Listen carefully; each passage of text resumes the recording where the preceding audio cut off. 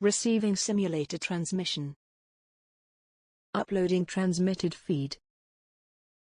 Initializing playback sequence. Alright Seipher, we're ready. Hey everyone, Seipher here, and welcome to the final episode of Seipher Plays Yu-Gi-Oh! The Sacred Cards. In the last episode, we faced down Yami Yugi in the semi-finals of the Battle City tournament, where we managed to overcome him rather easily thanks to our Egyptian god card, Obelisk the Tormentor. We then watched as Marik and Kaiba partook in the second match of the semi-finals, where despite Kaiba bringing out his 3 blue eyes, he was felled by Marik's Winged Dragon of Ra. This time, we will be ending things off in this Battle City tournament by facing Marik in the final match. However, before we do, I would like to quickly go over one card, since I kind of forgot to do so last time, since we had won Seipher the Sky Dragon from Yugi. So, as I kind of elaborated on last episode, it's pretty much the same as Obelisk. 3 tributes to summon, 4,000 attack, 4,000 defense, a bit of a departure from how it is in the actual game. Dragon that can power up based on the cards in the hand. For every card in the player's hand, the power is up to 3 levels. So yeah, basically, if you have a card in your hand, you'll basically get 3 power-ups, which in this game, a power-up is plus 500 to each set, so plus 3 would basically be 1,500 for every card in the hand, so it can get pretty powerful. Not necessarily all that great, in my opinion, because it's kind of limited due to the limited hand capacity, but hey, what are you going to do? For that reason, I won't be actually putting it in my deck. Anyway, let's just talk to Roland here and get this match underway. Are you ready to duel? Yes. The end has finally arrived. In the world of Tomb Keepers, I grew in the Shadow Realm. It was darkness of eternity, from which none escapes. My former self feared, loathed that darkness. But no longer. Darkness is my true love. And so the world shall be turned to darkness. All life shall experience the despair I tasted. When you fall, and the Egyptian god cards become mine. This world shall be no longer. Fwahaha! Let the shadow duel begin. Alright, well, I will just say this right now. You don't need to bother anteing anything for this duel. You will not be actually able to use anything that you get from it, so just keep that in mind. I'm just going to ante this blue eyes just because it's Seipher's turn. Okay, we got a decent opening hand, I'd say. Let's start things off by actually setting that Torrential Tribute and activating our Witch's Apprentice. All of our shadow monsters get powered up. Thankfully, we have her on the field to deal with anything that... Okay, he attacked, so we clear his field. Alright, well, with that, I think I'm gonna just play a little recklessly. Okay, good, not punished. And some pretty massive damage on him to start off, so let's see what we can do. Okay. He's got at least one monster that can't beat over us. I'm assuming that it's gonna be Big Eye, just because he likes to play a lot of shadow monsters. Alright. That, we can actually summon Takahi to do some rather decent damage. Okay, and actually before I finish off, well, you know what, I will just let his turn play out. I'm going to explain one thing, and that is... oh, shoot. Well, that's not good. That is very not good. Okay, I need to pull out a victory from this somehow, so let's quickly actually use Skalangle to take out his Ryukushin powered. As you can see, he's got a lot of traps and magic cards that can be very useful. Definitely going to need to make use of this Swords of Revealing Light now that the tables have kind of turned. He does have the Winged Dragon of Ra in his deck, much like Odeon did back in our match with him. From my failures in beating Odeon those several times, you'll definitely want to take care. Okay, good, I got Trapmaster, that helps out a bit. And I probably should have expected that. Okay. A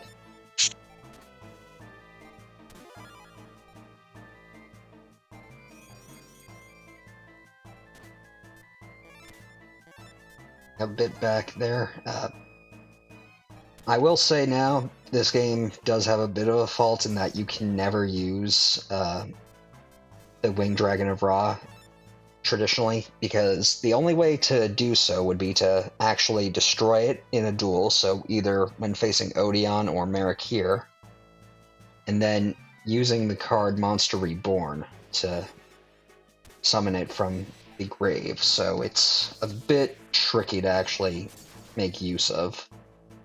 And for that reason, I suppose I should say, you can actually use the Winged Dragon of Ra in the game if you use like a Game Shark or an Action Replay or that sort to get every card in the game, but beyond that, the only way to use the Winged Dragon of Ra in this game is to, like I said, defeat it, and considering opponents usually activate a monster's effect to start out, and that effect is to cut their life points down and hit you with that down to 1 and hit you with the difference, it's not a likely thing to happen, so really it's not something you should really aim for. Anyway, I'm going to finish him off. Duel victory. 30 deck capacity increase, not that it matters. Jeez, that's 500,000 Domino. Again, though, not that it matters. And no card, so even anteing a card, we didn't get anything, so might as well not even bother. The God card lost. Why? How? The dark. All into darkness. Obtain the Winged Dragon of Ra.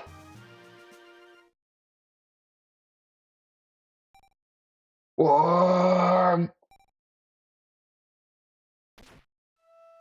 The evil in Marik Ishtar's dissipated. Seipher, you did it. That's it, Seipher. I'm glad.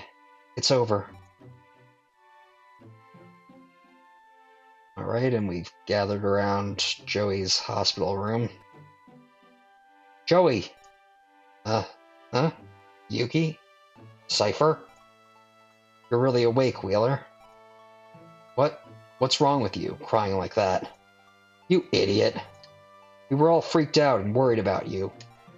You lost that shadow duel, and you wouldn't wake up. Oh, that's what it was. I lost to Marik Ishtar. So who won it all? Seipher. He won the final duel against Marik Ishtar. Oh yeah? Way to go, Seipher. You must be back to normal to shout like that, Joey. Sure thing. I'm back as great as ever. We'll be reaching Domino soon. Get ready for disembarking. How do you like that? Big attitude? Woo. I almost forgot. I had this to say. My big brother woke up. Thanks, Seipher. Well, I suppose your kind of ego before kind of makes up for... Well, this kind of makes up for that, anyway.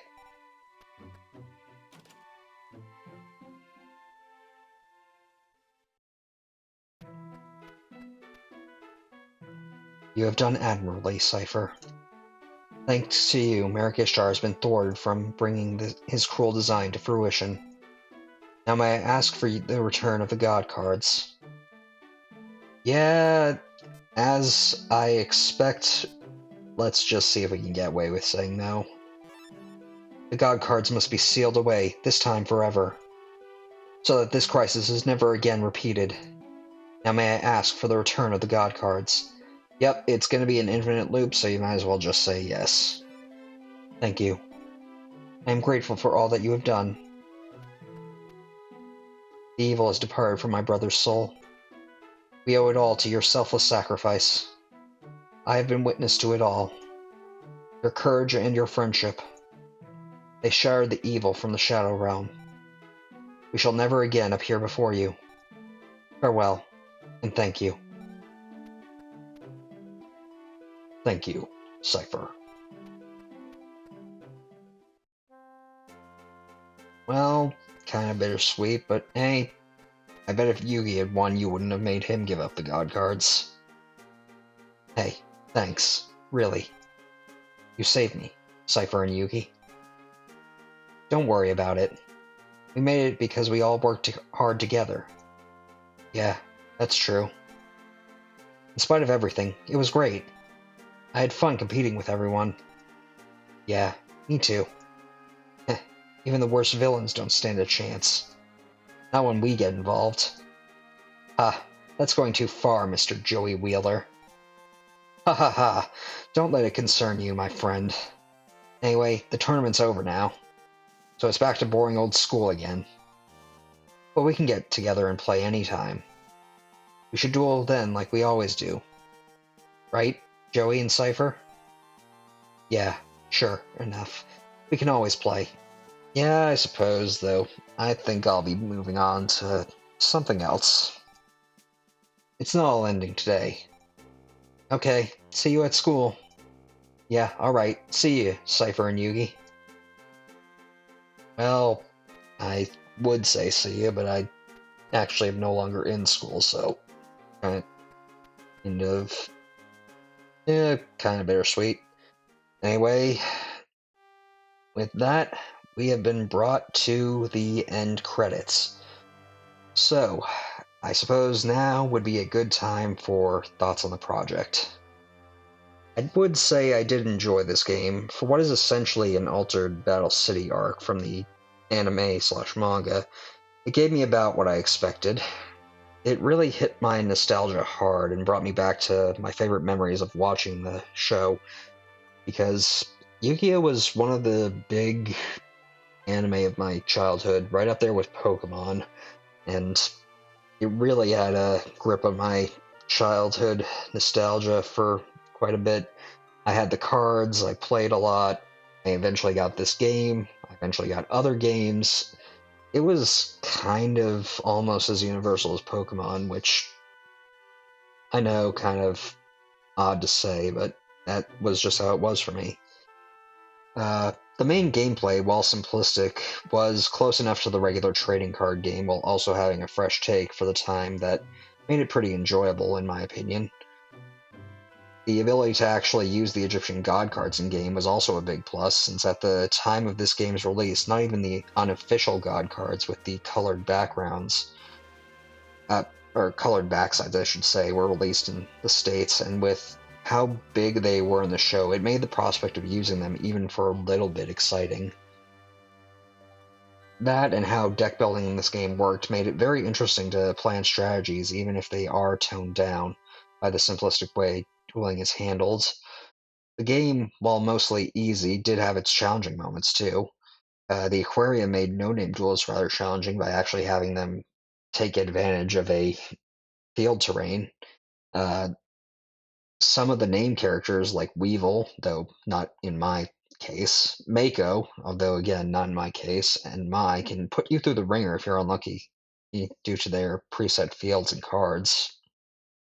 Shizu and Kaiba, despite how easy they ended up being for me, can be very tough as they're back-to-back and they have strong base cards and a very balanced use and variety of attributes to really put you on your toes. And from what you've seen in the Battle City Finals, when I faced Odeon, he can be a pretty hard stall for you. Even when you have strong cards, if you're not lucky, he can easily take you down. And heck, despite how smoothly the final duel with Marik went for me, he can be really tough in his own right with powerful monsters, excellent magic and trap cards, and the Winged Dragon of Ra. It really comes down to luck, and my lucky draws seem to pull me through. That said, I feel this game is the first that is held back because of its plot. We're basically going through Battle City as a barely speaking protagonist, taking all of Yugi and Joey's duels and ultimately replacing Ishizu in the finals. All while certain plot points are shifted around to try and hold the story together by making the player the only man in the room capable of doing anything. For example, Ishizu offering us Obelisk near the end of the game when in canon, she offered it to Kaiba to get him to organize the Battle City tournament. While I understand why this was done, as it would be very difficult to cram the player character into the story without it does leave a small sour taste in my mouth that Yugi, Joey, and Kaiba are essentially cameos as the protagonist pushes the plot forward. Despite that sour note, though, I can say it was fun to revisit this game. Now, this game does have a sequel, and it is normally one that I would not touch again after playing once because the choices made in it were purely designed at payback at reviews that claimed the Sacred Cards was too easy and thus added artificial difficulty rather than true difficulty, which I won't go into now. That said, I have been looking into a specific patch for that sequel in order to address some of those issues, so who knows, I may go into it somewhere down the line. As for what the future holds, well, at the time of recording this, the community poll results are in, although not many people actually voted. The deciding vote was that I would release the episodes for the game that I had originally intended to be Seipher Plays number 5 directly after this. So I'm going to take a week off just to give myself a little downtime, and then following that, I'm going to release the 6 episodes Monday, Wednesday, and Friday for the 2 weeks straight. This will just give me a bit of time. The reason that I'm taking that week off is that at the time that this episode airs and those episodes air, my real life is going to be in a bit of a state of flux. And that's going to affect when I can record and edit. So I'm going to just give myself some time, hopefully, to prepare and work out these changes that are going to be coming in my life. So while I can't say I'll begin the project after Seipher Plays number 6, immediately I'll do my best to work through those changes, and we'll have an announcement video prepared once everything is settled and we can begin Seipher Plays number 7. With that all covered, I want to thank you all for joining me on this roasted adventure and supporting the channel. Until next time, stay gold. Playback sequence terminated. Transmission disconnected.